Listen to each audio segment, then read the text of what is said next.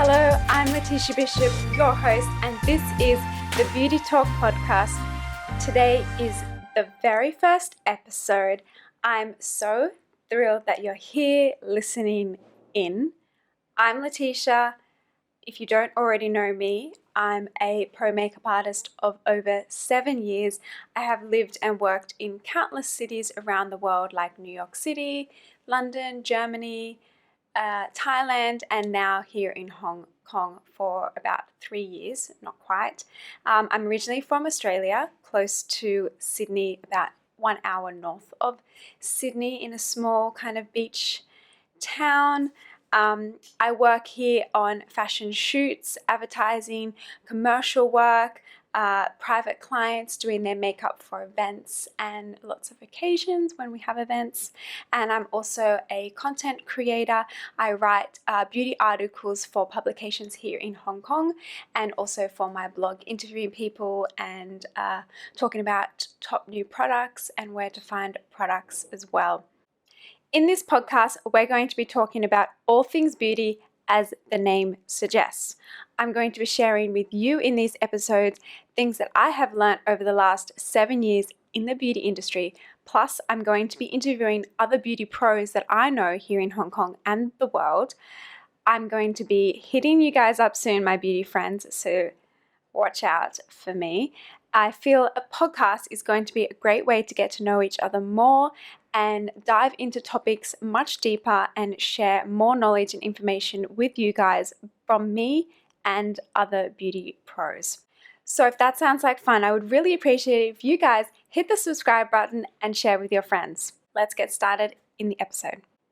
Today, this episode, my very first episode, we're going to be talking about skincare layering or skincare order, or how you apply your skincare in some kind of routine to your face. Yes, I'm a makeup artist, that's what I do for work, but I have been into skincare and beauty for as long as I can remember. I'm constantly consuming skincare information, reading, watching articles, listening to the pros. I've been doing this for years, and I test a lot of skincare on a regular basis on myself. So I have a fair few things to say about skincare. There's going to be a lot of skincare topics and episodes in this podcast, as well as beauty, makeup, hair, everything I can get my hands on, right? So skincare layering, or however you would like to call it, it can be confusing. There is so many products out there, options, it's endless. Something new is being developed or launching every week, it seems like, and you can get a bit overwhelmed and you want to try something new and you're not sure where you would slot that into your routine, and it can just feel a little bit foreign for some people. So we're here to talk about how you layer it, how you apply it to your face the best way. There is a rule, like a general rule of how you apply the skincare, in which order. There is a little bit of wiggle room for interpretation depending on the products you're using and your skincare. So the rule is thinnest to thickest. So thinnest being like an essence, a water type product, very light, thin consistency, right? And the heaviest being like a moisturizer, a heavy night moisturizer, an oil, something thick. So you start with the thinnest and then you work your way up to thicker and thicker products in your routine when you're building your routines. So let's get started. Morning routines. Okay, now it already starts off a little bit controversial because some people believe that you shouldn't be cleaning your face in the morning. They like to just go straight in with some hydrating products and their SPF. I think you should clean your face in the morning a little bit because, when you wake up, you have that glow on your skin. That's your night sweat. That's not, something that you need to leave on there. I think a nice light cleanse in the morning is beneficial. So your morning cleanser can be very light, a light gel, a cream, or a milk, something like that, just once, and rinse it off with a flannel or washcloth, depending on where you're listening from and how you call that in your country. Then you could do an acid toner, an exfoliating step. You don't have to do this every day, but if you're feeling a little bit congested in your skin, it's a nice idea to do an acid toner over your skin. Then you would go in with a mist or an essence product, something light. So like this is the thinnest product that you're starting with on your skin. Hydrating mist or essence. And then you would go in with your eye cream or eye gel or an eye product that you're currently using. Then after that one is your serum. Some people kind of swap those around depending on what they're using, but it is a nice idea to put your eye cream on first. That way you're protecting the delicate area around your eyes from whatever active is in your serum. So in the morning, often it's a nice vitamin C serum or an antioxidant serum, but it depends. But generally, it's a nice idea to do your eye cream first, let that get right into your skin, then go in with the serum all over the face. And then if you're using an oil, you do that last. Your moisturizer is first, then the oil. Because if you were to apply the oil first and then the moisturizer will not penetrate through the oil. Now, most people don't use an oil in the morning because it can be a bit too much under makeup and just make you look more oily throughout the day. So it could be just serum and then moisturizer. You could actually even skip the moisturizer and oil and go straight to your SPF, depending on the SPF that you're using. If it is a really nice hydrating one, I really often skip the oil and moisturizer steps, and I just go from serum straight to my moisturizer, and I find that that is enough hydration. Definitely in the summertime, it's more than enough. I live in a very humid country in Hong Kong. It's hard enough to keep makeup on the face, so we don't need any more oils and moisturizers making that difficult. Even though I do have dry skin, a nice hydrating SPF is more than enough. So just to recap, the morning you've got your gel cleanser or just a light cleanser, an acid exfoliation product a couple of days a week, essence or mist. Don't have to do that one. That's just an added little luxury if you say. And then eye product, serum, moisturizer, oil, SPF. If you're doing all of those, you do not have to do every step. My routine is often a cleanser, a mist or essence, eye product, serum, and then SPF. SPF is always going to go last. You do not want to be putting on your SPF and then your moisturizer. This is not how SPFs are designed to work. You need to have your SPF as the sandwich, or like the little bit in between the meat, like in your sandwich. So you have your skincare, your SPF, and then your makeup.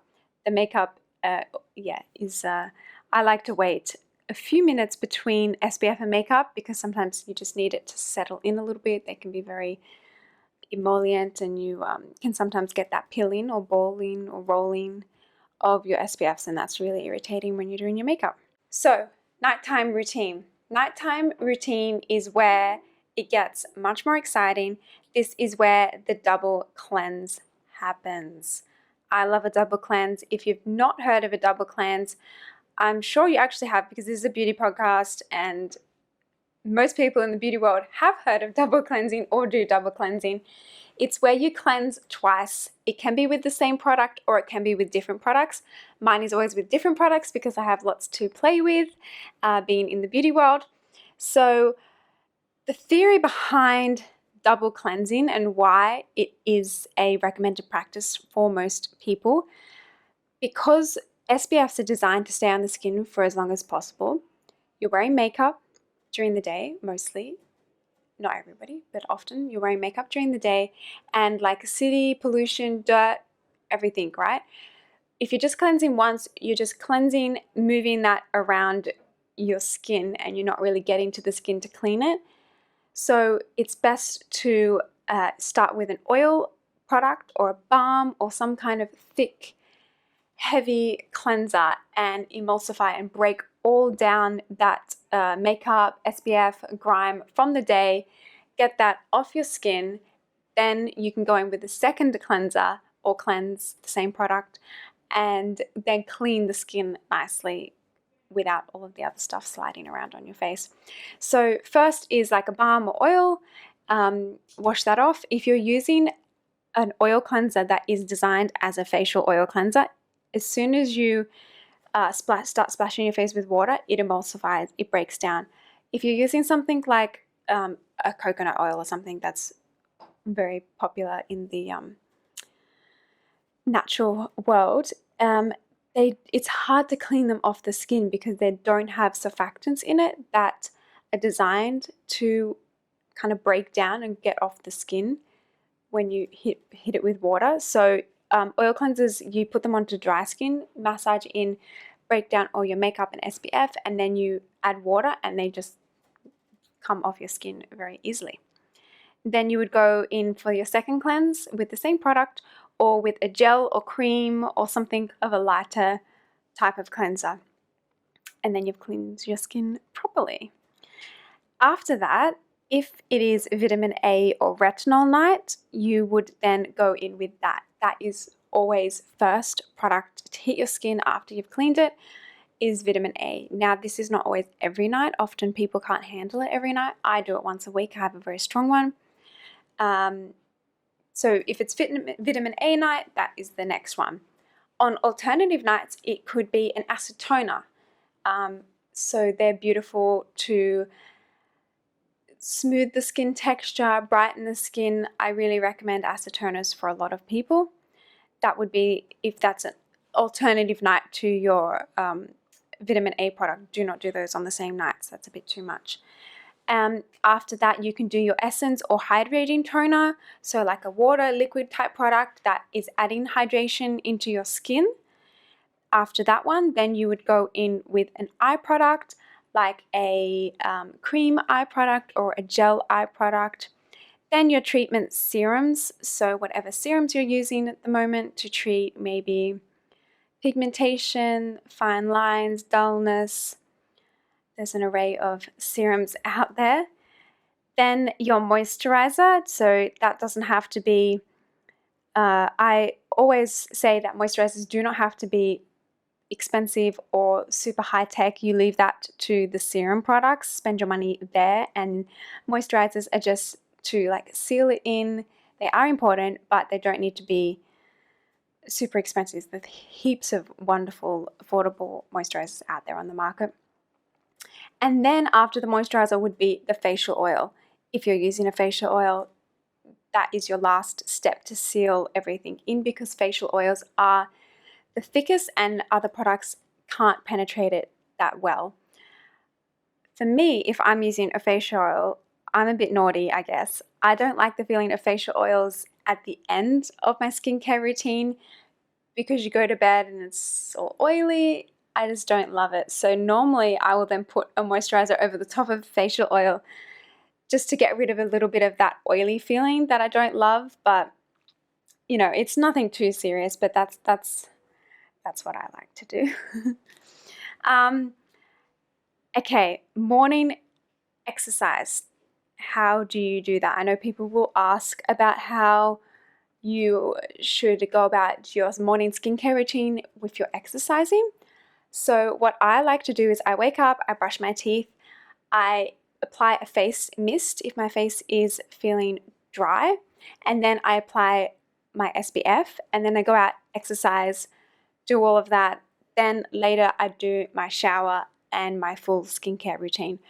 I wouldn't do it before I exercise because a few hours or an hour later you're going to wash it off and you have to do it all over again.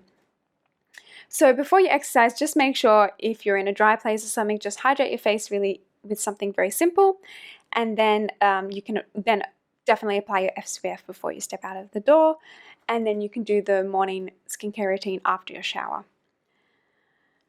So to recap on a few layering do's and don'ts. So remember, thinnest to thickest, that is the general rule, kind of, if you say thinnest to thickest, and then water-based before oils. So that's where the recommendation is to use your moisturizer before your oil. But if you can't handle that feeling, yeah, maybe I should try it more. But I don't really use oils actually that much in my skincare. Actually, I do like squalene oil. I like that one. That one's not too heavy on the face. That really sinks in nicely. And remember, you do not have to be doing all of these steps. Just because I've mentioned them all, you don't need to go out and buy one of these steps if you don't have an essence or a toner. But I'm just explaining how you order them. If you do have them or you saw them out there and you wanted to give it a try, this is where you would slot it into your routine. And another one, don't mix your products. So it like cocktailing them in the palm of your hand. I have seen this a lot online. It's a little bit of a trend. People like to pretend they're being a little bit of a chemist or something and cocktail their serums and products on their hands. It's not the way I would do it, and I've heard other people, dermatologists, recommend against this, because when you're mixing it in your hand, you're just not blending it like it would be blended in a lab or in production. And this is especially true when it comes to SPFs. Don't mix your SPFs with a moisturizer or a foundation or something to make your own fancy cool product. Like, if your sunscreen is a little bit too thick and you don't like that, you think, oh, I'm just going to water it down and make it a nicer consistency with a moisturizer.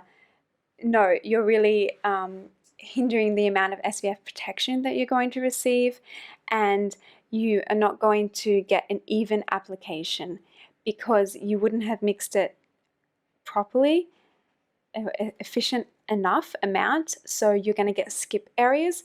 So some areas will have SPF protection and some won't, and our skin is not a smooth surface. It's got little bumps all over it, so it's just not a good idea to mix products, and especially SPF. You do not want to be messing around with that.